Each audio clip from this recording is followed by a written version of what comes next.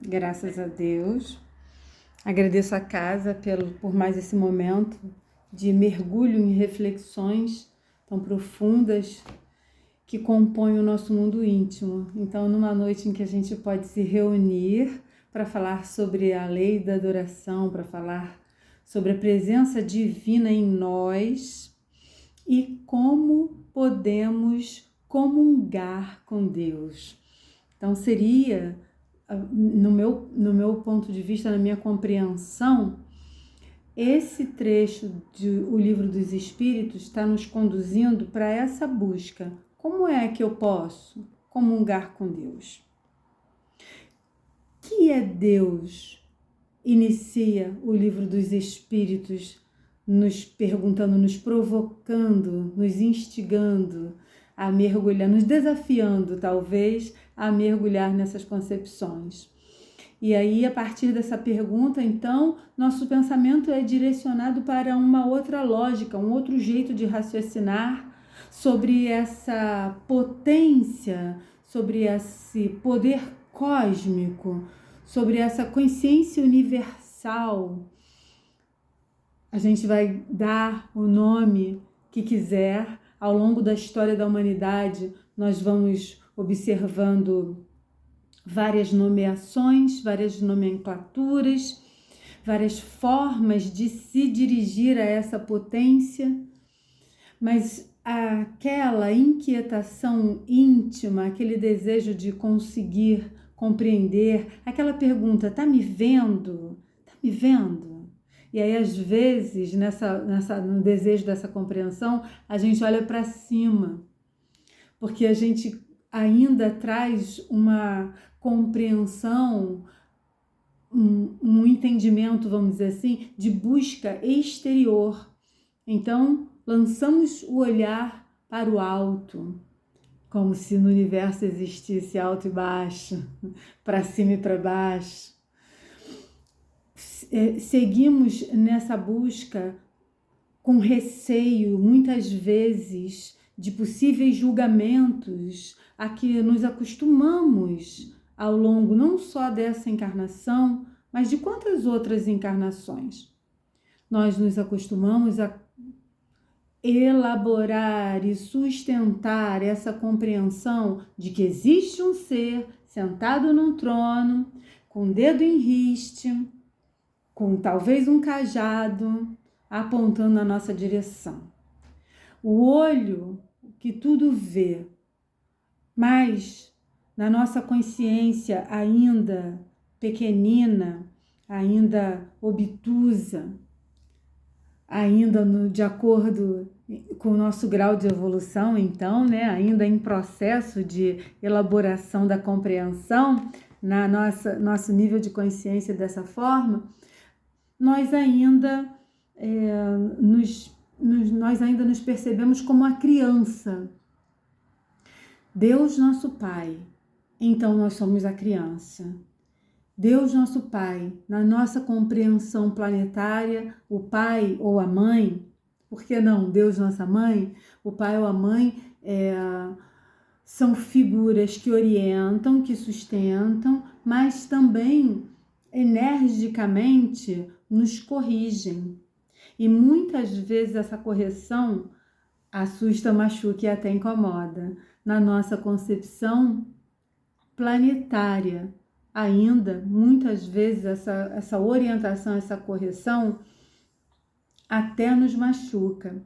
E nós, às vezes, até nos sentimos meio abandonados e meio injustiçados, dependendo de como estiver acontecendo a relação. Ou, às vezes, dependendo de uma fase que a relação esteja passando. O Espiritismo, então, desdobra esse pensamento, esse raciocínio ao longo de toda essa obra.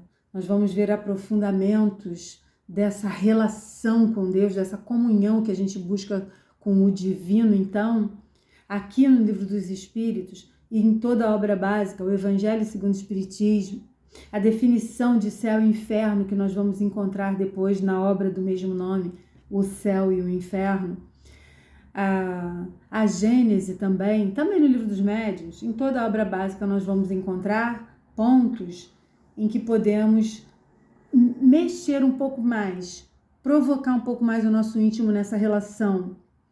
E depois, pesquisadores da doutrina espírita, como Herculano Pires, por exemplo, vão trazer, né? Herculano vai trazer para a gente, estou vendo aqui, Agonia das Religiões, Concepção Existencial de Deus, O Espírito e o Tempo, obras literárias em que ele vai ajudar a nossa mente a caminhar nessa busca, nessa compreensão também. Dr. Ehrman,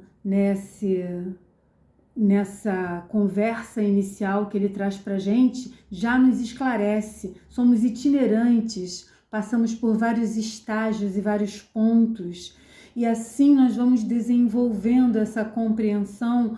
Nós vamos, talvez não seja ainda de dizer que a gente está compreendendo, mas está em busca, está mesmo nesse movimento de provocação, né? Depois ele vai falar, olha só, acabei de falar e meu olho bateu lá nesse trecho da mensagem. Em sua trajetória, o ser humano continua buscando Deus, várias roupagens, casas diversas, nessa busca incessante. E aí que na busca incessante, Dr. Ehrman vai nos alertar para os atropelamentos, quando a gente pode acabar classificando o nosso jeito de buscar esse ser supremo melhor, como melhor do que o jeito do outro buscar esse ser supremo. E às vezes nós chegamos à ousadia de pretender que já conseguimos definir, explicar e até mesmo ter intimidade. Nós vamos ver então aqui no capítulo O Deus dos Místicos, um trechinho que a gente vai precisar desse companheiro para dialogar com a gente, né? Concepção Existencial de Deus. Então, uma edição do livro do Herculano Pires tratando desse tema. Tá? Ele vai dizer assim: os místicos povoam a terra, estão em toda parte com suas mãos postas e olhos lânguidos, voz macia na busca do céu, e voz tonitruante como os trovões de Yahvé na condenação dos pecadores e nas ameaças do inferno. São uma espécie dentro da espécie, quase uma anti-espécie, anânimes na repulsa à condição humana. Adoram um Deus feito à sua imagem e semelhança, um antideus que vem das páginas mais desumanas de determinadas literaturas, das escrituras sagradas antigas, Egito, Babilônia, Índia. E ele segue nos alertando e é como se Herculano Pires estivesse a nos perguntar, na nossa concepção, como nos dirigimos a esse ser, como nós percebemos esse ser. Ainda estamos,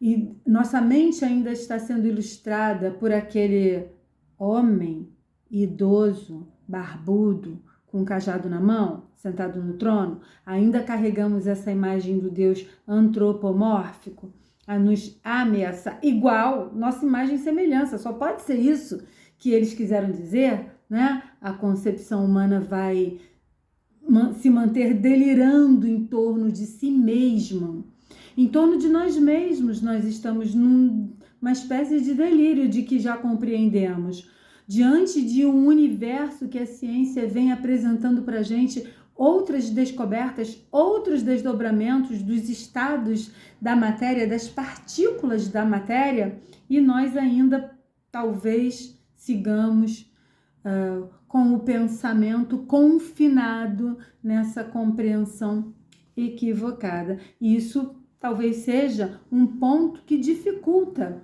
a comunhão tão almejada. Não sei vocês, de vez em quando a gente tem aquela vontade de orar, de conversar com um ser potente, que onisciente e que, portanto, conhece o nosso íntimo. E às vezes faltam palavras. Será que acontece com alguns de vocês também? Isso me faz lembrar Madre Teresa de Calcutá, né, que é citado, que perguntam para ela: quando a senhora reza e conversa com Deus, o que a senhora fala? E ela responde: eu não falo nada, eu escuto. Então, curioso, o repórter reargumenta: escuta, e o que é que ele fala para a senhora? E ela responde então: ele não fala nada, ele me escuta. Então, colocando a nossa mente, colocando o nosso coração na busca da compreensão de uma relação íntima. Uma relação íntima é o que nós vamos ver com a fala da Joana de Ângeles aqui, no livro Filho de Deus. Deixa eu ver se eu consigo compartilhar essa imagem só para ficar melhor de visualizar, né? Para vocês me acompanharem também. Aqui então, Filho de Deus, ok. É bem curtinho, gente, ninguém precisa se preocupar, a gente não vai fazer leitura. Então, logo no primeiro capítulo, ela vem dizer assim pra gente: Deus em ti, reside em teu mundo íntimo e não o conheces. O que ela tá falando aqui pra gente? Ela tá usando a mesma expressão de Jesus, quando disse que o reino está dentro de nós. Ela continua: manifesta-se em tua vida de 1000 formas, todavia permaneces ignorando-o.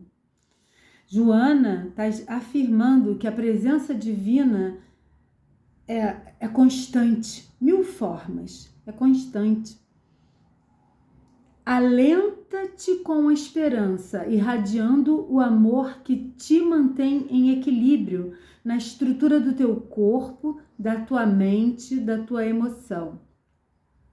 Isso depois o Espiritismo vai desdobrar em outras obras, como sendo um fator que dá origem aos desequilíbrios no nosso campo íntimo, no nosso campo mental, emocional, no nosso organismo físico mesmo. Porque está irradiando amor que mantém equilíbrio, mas quando nós, pelos nossos tropeços, nos desviamos, pela nossa falta de compreensão ainda, nós nos desvirtuamos. E como é que nós nos desvirtuamos dessa relação com esse ser supremo que em tudo habita, inclusive dentro de nós? Jesus tem a frase, que é uma frase, que assim, talvez o grande desafio que mais nos incomode, que mais espicaça o nosso íntimo no nosso dia a dia. A frase já está vibrando na cabeça de vocês? É a lei. Quando perguntam para ele qual seria o mandamento maior, e ele diz que amar ao próximo, amar a Deus sobre todas as coisas, de todo o teu coração, de toda a tua alma, de todo o teu ser, e ao próximo, como a ti mesmo. Então, amar a Deus, a gente não conhece, a gente não entende direito, a gente julga que consegue amar, julga que consegue já vivenciar essa lei de adoração. No desdobramento das perguntas, nós vamos ver Allan Kardec abordando, desafiando adoração exterior, vida contemplativa, é o que basta. Então, adoração exterior, eu vou lá e cumpro o meu papel. Aqui no nosso caso, a gente vem ao centro espírita, a gente comparece ao trabalho e cumpre o nosso papel. Eu estou adorando a Deus. É isso? Será? Será que a gente já entendeu o desafio que Jesus Cristo nos propôs? Amar ao próximo. E aí não quer dizer o próximo que a gente vai escolher. Não é o próximo que mais nos agradar. Amar ao próximo. Como a ti mesmo. Então, amar a nós mesmos. Como é que eu vou me amar se eu também não me conheço muito bem?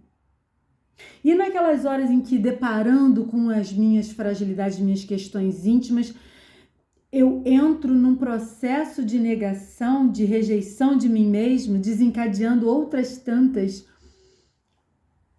tantos desequilíbrios íntimos. Como é que fica o amor a si mesmo, o amor a mim mesmo que Jesus nos orientou? Então nós vamos observando que nesses detalhes que parecem tão resumidos. Como que Jesus quer que eu compreenda uma noção assim tão ampla com 3 frases? Amar a Deus, amar ao próximo, amar a mim mesmo. Nós vamos fazendo desdobramento junto com essa espiritualidade amiga.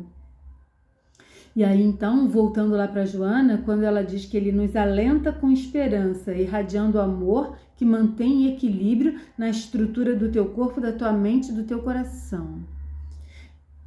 Sustenta-te através do ar. E sua luz a irradiar-se na força do sol, na força dos astros, nos campos de força que sustentam o universo. É o agente vitalizador de tuas energias. Ela está dando uma dica de saúde aí. Ela está dando mais uma dica de busca de saúde. Como tantos outros espíritos, como Leon Denis encarnado nos orientou no sentido dessa comunhão com a natureza também, mas não de ficar parado apenas admirando e achando então que já estamos satisfeitos, que já alcançamos a tão almejada comunhão. Não no sentido de ficar estatelado. A partir da contemplação, o que é que modifica, o que é que trazemos, voltamos seja contemplação, seja meditação, voltamos desses estados de que forma?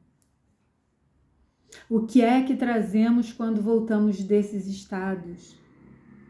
Mas trazemos apenas para nós, apenas para o nosso deleite, apenas para que a nossa vida se torne uma vida de paz e harmonia? Seria essa a proposta do Cristo? Ao próximo. Amar ao próximo. Então, na mesma busca que a gente faz para o nosso bem-estar, para nutrir o nosso íntimo, nossos sentimentos e ideais, é o chamado de compartilhar. É o chamado para compartilhar com os nossos irmãos de jornada. Então, nós não vamos poder dizer assim se resume. Vocês me compreendem, eu tenho certeza que vocês me compreendem. Nós não estamos aqui dizendo assim se resume a lei divina. Isso é o que quer dizer o estudo do Livro dos Espíritos. Nós temos muito para investigar. Deixar uma sugestão aqui, ó. Vamos ver se vai mudar aí a tela. Eu estou acompanhando de outra tela, mas não está. Deixa eu interromper o compartilhamento, então, e voltar para o compartilhar. Em outro tempo eu conseguia. E trazer agora essa imagem aqui. Então, em um estudo, em uma conversa, a gente não vai mergulhar em questões tão profundas. Mas temos aí o desdobramento do pensamento desse querido, Haroldo Dutra Dias, numa palestra, O Éter Divino, onde ele vai tratar da lei de adoração. O éter divino, a lei de adoração e a presença de Deus, onde ele vai trazer mais alguns argumentos profundos que vão mexer também com a nossa compreensão, para que a gente siga nessa busca, né? Siga esse desejo de comunhão e de compreensão. Então, pessoal, a Joana trazendo para a gente esses argumentos, aqui na 649, em que consiste a adoração? É a elevação do pensamento a Deus. Eu posso elevar o meu pensamento a um ser que eu ignoro, eu posso elevar o meu pensamento quando eu elaboro o desejo de comunhão, eu elaboro o desejo de compreensão. Se eu estou falando de um ser que é todo justiça, amor e caridade, e a gente vai ver aí no final dessas leis morais, a lei de justiça, amor e caridade, que os espíritos na questão anterior já disseram que é a mais completa. Lá na 648, eles já disseram que é a mais completa, para que a gente possa, como diz Paulo no final do livro dos Espíritos, comungar para a unidade divina. Comungar para a unidade divina, alcançar então essa relação, essa comunhão que nós buscamos, elevação do pensamento a Deus. Então, o nosso esforço nessa busca, o nosso esforço na busca dessa compreensão. Dr. Bezerra de Menezes, na introdução do volume Filosofia Espírita, eu acho que é onde o Miramês traz a compreensão dele, sobre o estudo dele sobre o Livro dos Espíritos. Dr. Bezerra começa com uma frase assim, deixa eu ver se eu acho rapidinho para compartilhar. A frase, eu vou finalizar a frase, ele diz assim: a doutrina espírita nos ensina a fazer e a sentir a caridade, força poderosa, e liberta a criatura em todos os mundos. Acho que não é bem essa questão que ele fala, não, mas ele, em resumo, ele vai dizer para a gente desse esforço contínuo. Nesse movimento que estamos fazendo aqui hoje, de tentativa de ouvir e refletir, toda vez que a gente diz assim, vou assistir uma palestra, então que a gente possa deixar claro na nossa consciência que é um momento de troca, é um momento em que nós vamos então absorver, trocar, escutar para continuar a pesquisa, para continuar a vasculhar o nosso mundo íntimo. O que é que está sendo lido e falado que encontra eco no nosso mundo íntimo, a fim de que nós possamos seguir na busca dessa compreensão. Ainda o Herculano Pires vai dizer assim para a gente nesse mesmo capítulo: de nada valem as longas preces se os homens não se integrarem na realidade existencial. O que ele quer dizer com isso? Abrindo-se na convivência e no companheirismo para o encontro em termos de razão e realidade. Então, convivência e companheirismo. Herculano Pires está reforçando a fala do Cristo quando diz ao próximo como a ti mesmo. E nessa forma, nessa busca, compreendendo o que os espíritos acrescentam aqui na 650. Adoração é o resultado de um sentimento inato ou produto de um ensinamento? Eles dizem que é um sentimento inato e dizem assim, a consciência da sua fraqueza leva o homem a se curvar diante daquele que o pode proteger. Muitas vezes nós vamos ver os companheiros e muitas vezes nós mesmos vamos estar nessa vibe, vamos dizer assim, de não reconhecer a autoridade desse poder, porque não temos consciência da nossa fraqueza e porque cultuamos a nós mesmos, cultuamos as nossas próprias convicções. Eu sei, eu tenho inteligência, eu não preciso de uma instituição religiosa para me dizer o que fazer.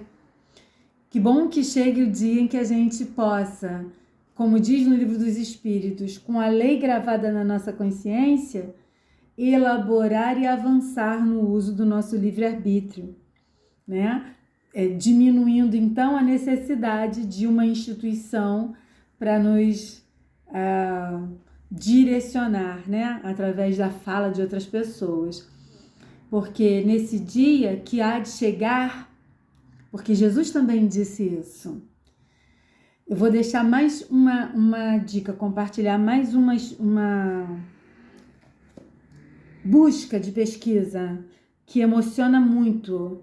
Vocês já devem ter assistido alguns episódios do The Chosen, Os Escolhidos, um seriado que passa na Netflix. Então, Os Escolhidos, ou em inglês, The Chosen. Eu tive a grata satisfação de, por coincidência, nesse período de preparo para essa nossa conversa, deparar com o último episódio da primeira temporada. Então é a temporada 1, episódio 8 e a temporada 2, episódio 1. Então o final da primeira temporada e o início da segunda temporada, em que Jesus Cristo está na Samaria. Quando nós vamos mergulhar com os espíritos sobre a compreensão dessa passagem, do simbolismo da passagem, da conversa de Jesus com Fotina, a mulher samaritana, à beira do poço de Jacó, os desdobramentos são emocionantes se nós tivermos o coração aberto, como diz Herculano Pires, se nós tivermos, como diz Jesus Cristo, a estrutura íntima de uma criança, o coração da criança, o coração que está com vontade de conhecer e compreender a vida.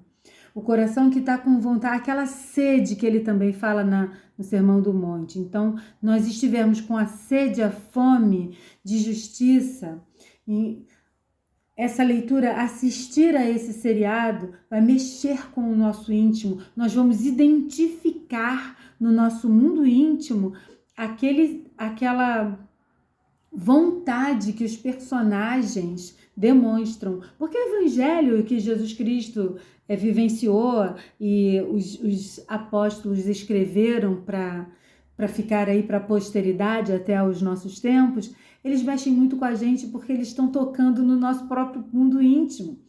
Nós vamos ver, tem um livro chamado assim, que fala sobre Pedro, o título é Humano, Demasiadamente Humano. Quem de nós não treme diante da passagem em que Pedro nega Cristo? Quem de nós não treme? Porque identificamos a nossa humanidade ali naquele comportamento de Pedro. E Jesus deixou de amar a Pedro? E Jesus deixou de atribuir a Pedro, contar com Pedro para executar determinadas tarefas? De forma alguma. Jesus continuou afirmando, né, que o reino de Deus estava dentro de cada um.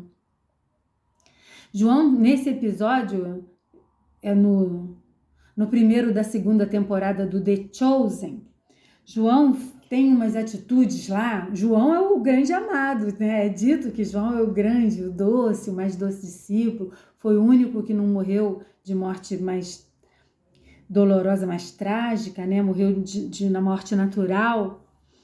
E aí João tem uma atitude, tem um rompante, e logo em seguida ele diz assim para Jesus, Jesus chama ele para alguma tarefa e ele diz mais ou menos assim: não me sinto digno depois disso que eu falei, eu fiz, não me sinto digno.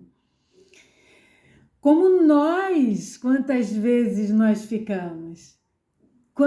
Quantas vezes a gente aqui, um de vocês, se prepara para fazer uma prece, está marcado para fazer a oração, ou agora eu vou lá, hoje eu vou lá no centro receber um passe, ou eu vou fazer um pedido, botar um nome na oração, ou eu vou compartilhar um estudo. E naquele dia ou dias antes acontecem coisas que bagunçam a nossa presunção de autoconceito, a nossa ilusão de que já estamos em uma fase mais equilibrada da vida. Nós estamos em busca. A cada momento que nós buscamos confirmar essa comunhão, essa adoração a Deus, que nós buscamos confirmar isso no íntimo do nosso coração, vem um desdobramento de uma fraqueza, de uma fragilidade nossa. Nos convocar a olhar para dentro de nós. Quando Jesus diz o reino está em vós, então ele está convocando, ele está fazendo ali assim, ele está dando... Olha só eu falando que ele está dando, né? Quem sou eu, quem somos nós para afirmar essa interpretação, né?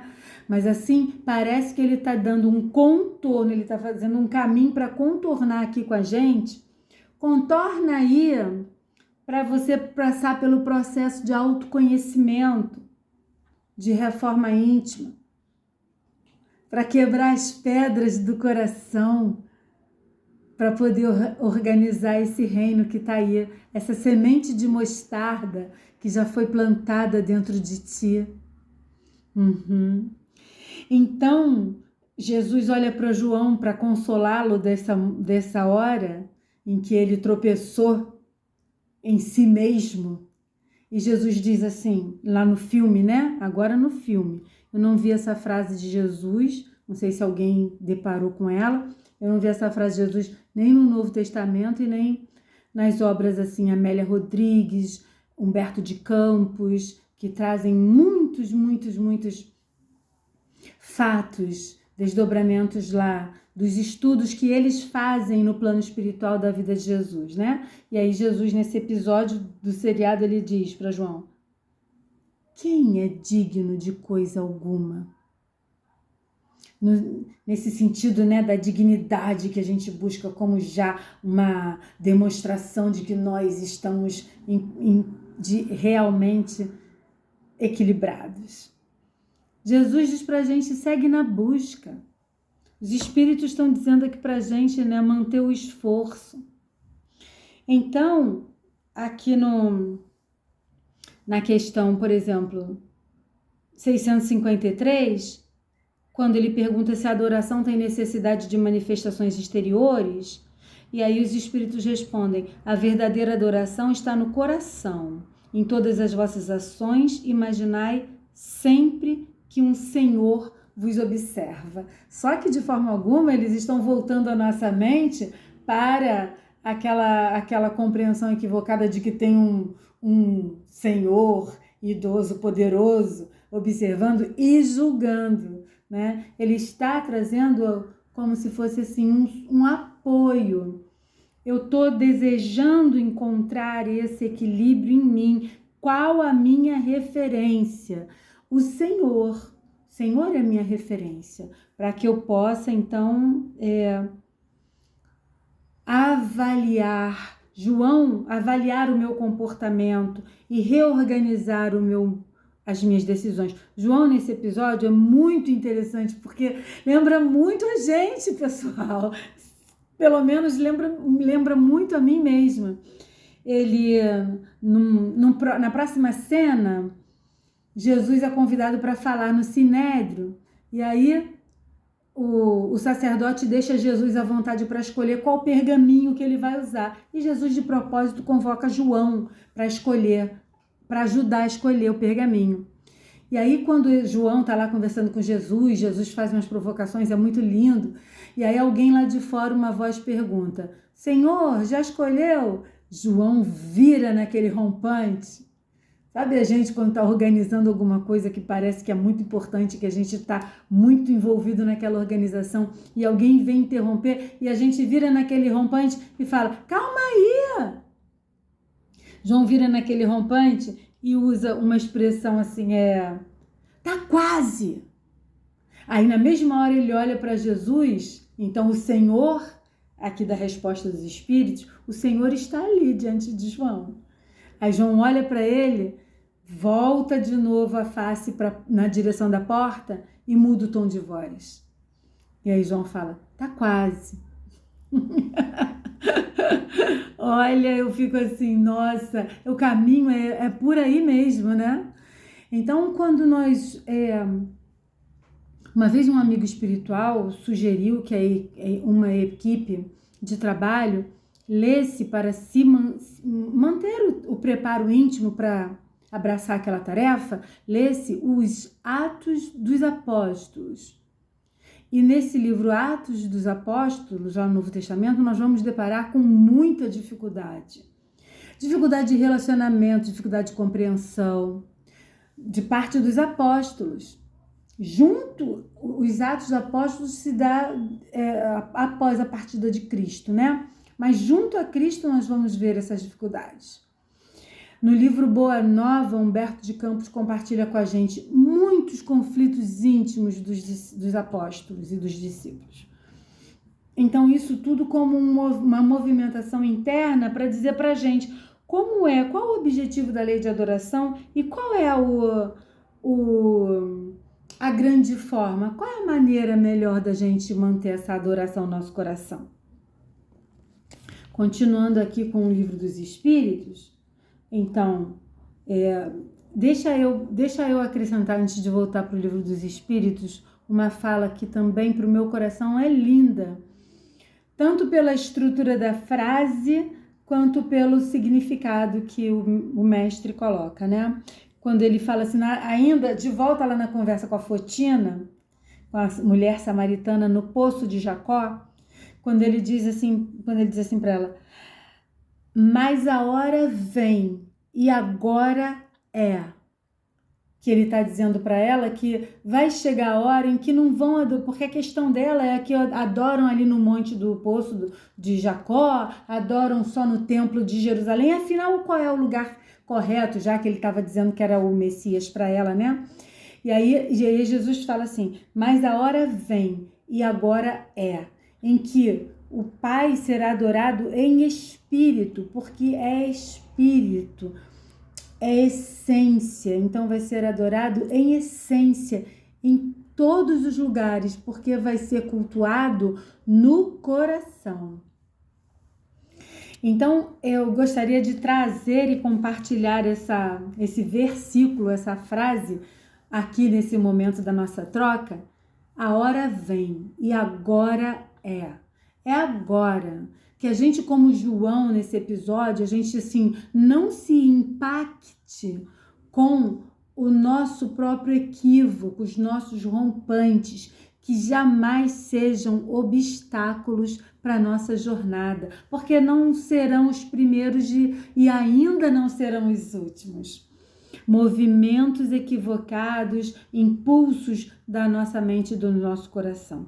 Que a gente possa cultivar a coragem. É preciso coragem. É preciso que a gente tenha o Senhor, a imagem do Senhor, como se um Senhor nos observasse. Mas esse lembrando que é o Senhor de amor, de luz. É o Senhor que disse pra gente assim, o reino está no meio de vós. Vós fareis o que eu faço e até mais. Não é um Senhor que fiscaliza para atacar raio sobre nossas mentes. É o Senhor que nos... Lembra do banquete? Da parábola do banquete de núpcias? É o Senhor que nos convida para o banquete de núpcias. Então ele está fomentando, oportunizando que a gente prepare o nosso traje de nu para a festa de núpcias. E que a gente não fique, como Jesus diz também, colocando remendo novo no traje velho. A proposta é que a gente troque esse traje. O traje que seria o nosso perispírito, nosso corpo espiritual, que é o que vai dar densidade maior ou menor para o nosso ser, para o nosso próprio desenvolvimento íntimo, né? A partir da nossa essência, de nós mesmos. Então, nossa essência reelaborando esse traje nupcial, as nossas vestes espirituais estarão com um peso cada vez menor, cada vez mais leveza para a nossa vivência, então. E aí, no livro, continuando aqui o livro dos Espíritos, na 654, ele pergunta, Deus dá preferência àqueles que o adoram de tal ou tal forma? E aí os Espíritos respondem, Deus prefere aqueles que o adoram do fundo do coração, com sinceridade, fazendo bem e evitando o mal, do que aqueles que usam cerimônias. Ele chama para si todos aqueles que seguem suas leis, qualquer que seja a forma sob a qual se exprimem. Então não é forma, é conteúdo. Não é nome de instituição, não é nem necessidade de instituição, porque a gente está trazendo para o nosso coração, para o altar do nosso coração, então estamos travando essa comunhão com Ele, quando Jesus diz, no campo íntimo, vai até o secreto do teu quarto, lá nesse lugar em que ninguém te vê, é onde você vai se encontrar com Ele, é onde a gente vai se encontrar com Ele. Por isso que a Madre Teresa diz, não falo, eu escuto. Ele não fala, ele escuta. Então, travando, tecendo essa comunhão cada vez mais estreita com esse ser que nos ampara e nos ama.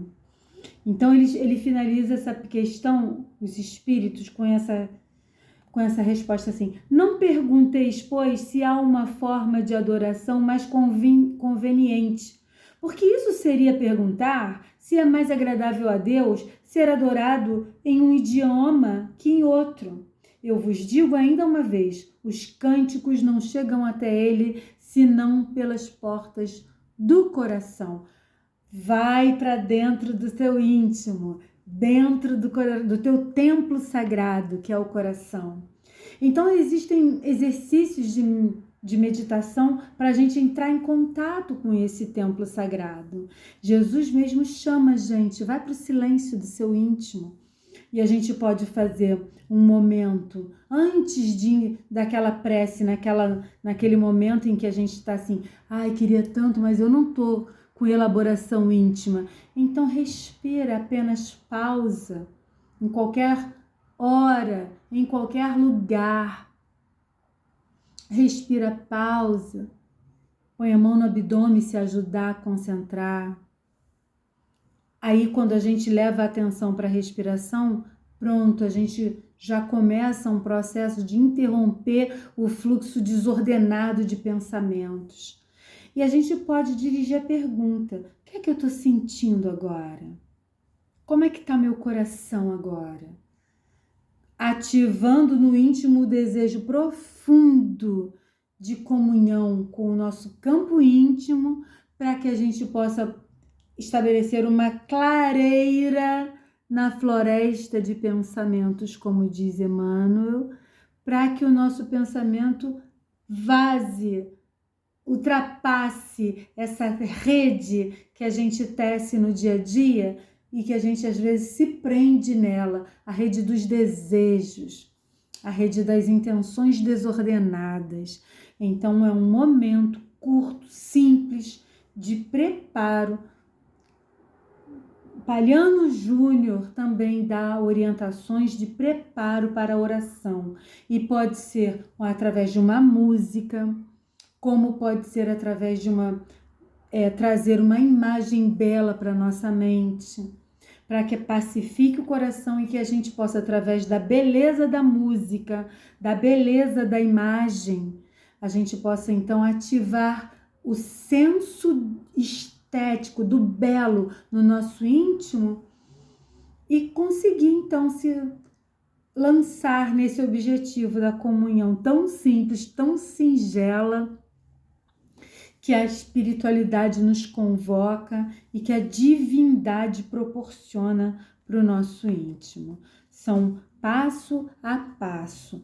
E a grande diferença, quando nesse seriado Jesus diz para João assim: quem é digno de alguma coisa? É para que a gente não se atenha aos nossos equívocos. Tem também, eu não sei, não estou me lembrando se é em Marcos ou em Mateus, uma frase de Jesus assim: mantenham os olhos em mim e não na tempestade. Então, quando a gente ousa direcionar o olhar para o cultivo do bem e do belo, em vez de fixar o olhar no nervoso, na ansiedade, na inquietação, no medo, na insegurança que a tempestade do mundo gera dentro de nós. Que a gente lance o olhar. E como é que eu vou lançar o olhar para Jesus se eu não estou, né? Como eu vou fazer isso? Então, perseverando na comunhão através do estudo, perseverando na troca, no trabalho que a vida nos convoca, no trabalho, por exemplo, porque estamos aqui, no trabalho que a casa espírita nos chama a executar. Descascar um legume para a sopa, divulgar uma mensagem de harmonia e de amor é trabalho, aquelas mensagens de bom dia e de boa noite que às vezes a gente gosta de compartilhar. Pega um trecho de um livro, elabora um pensamento e cria. Tem os aplicativos para criar GIF. Cria com uma frase bonita, uma frase profunda que a espiritualidade compartilha com a gente. Para que nós possamos nos acostumar a colocar o vinho novo no odre renovado. Então a gente vai estar trazendo o vinho, que é a palavra de Jesus Cristo. Ele disse que é a videira. Então a gente vai estar trazendo esse vinho, mas renovando o odre, que somos nós, nossa mente, nosso ser, nossos desejos, nossas inquietações sendo transformadas. Como nós podemos observar na vida desses apóstolos, desses homens que caminharam com ele e tiveram dificuldade.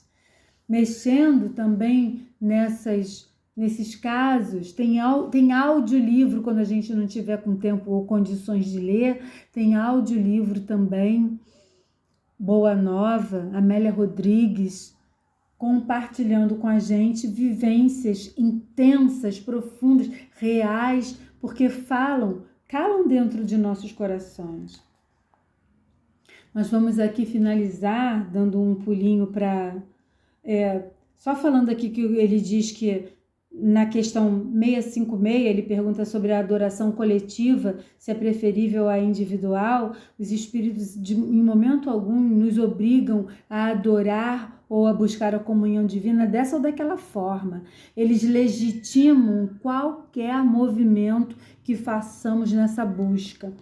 E aí eles respondem: os homens reunidos por uma comunhão de pensamentos e de sentimentos têm mais força para chamarem para si os bons espíritos.